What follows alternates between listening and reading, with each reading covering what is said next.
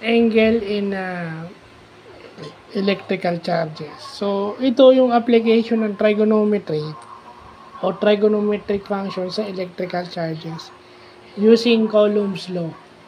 So, ibig sabihin, meron siyang location. No? So, ang kinuha lang natin is yung pinakamadali. Diba? Given naman yung formula niya. Kasi may given coordinates yan. 0, 0, 0, 1, 0, 0, 0, 2. So, later on siguro, babalikan natin to. Kukunin lang muna natin yung pinakamadali. So, ang formula nito is yung parang sa vector.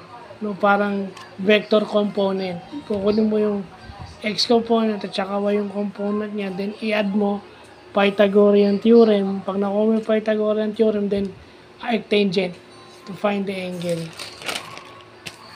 Ayan. Ito yun, no? Ayan. Kita nyo.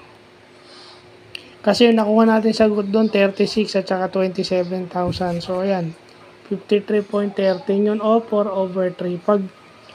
Pag kinuha mo yung arctangent nito, cancel mo yung dalawang 0. So, lalabas 53.13 sa calculator. Or, ginawa niya kasi, kumuha siya ng common divisor, kaya 4/3.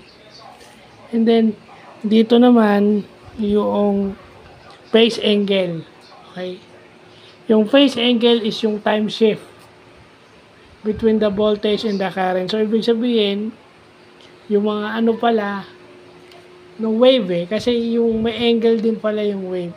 Electricity at yung current is, ano rin pag dumadaan siya sa isang medium, meron siyang angle. So, yun.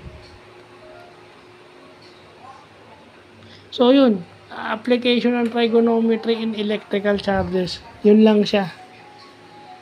So, halos kinumpleto na natin. Meron na tayo sa work, meron na tayo sa inclined plane, meron pa tayo sa electrical charges. So, maghahanap pa tayo later on. Bearing naman kasi tayo bukas o mamaya siguro bearing na tayo. So, at least ito, kung kanina physics yun, dito naman electricity and electronics. Yung kanina, ano yun, sa circuit yun. Yung vector component ng mga electrical charges sa circuit yan.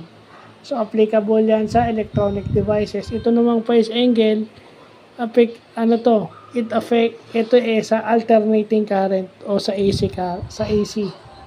Alternating current na kuryente. So, yun.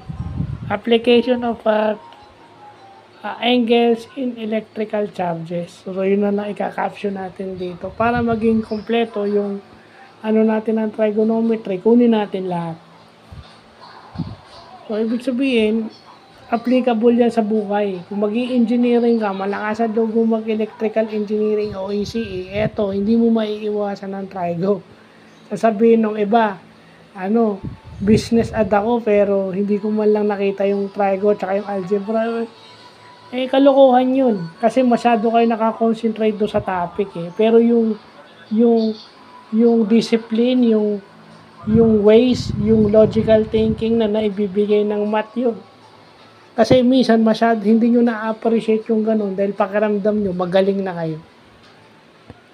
So, ganun ang tao kapag masyadong magaling. Hindi mo na-appreciate yung ganun. Yung algebra na lang Algebra, math.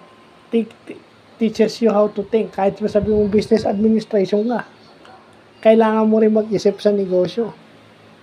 At pag nag-iisip ka ng tama, magiging kalmado ka. Diba? Yun yung hindi nila naiisip. So, yun lang po.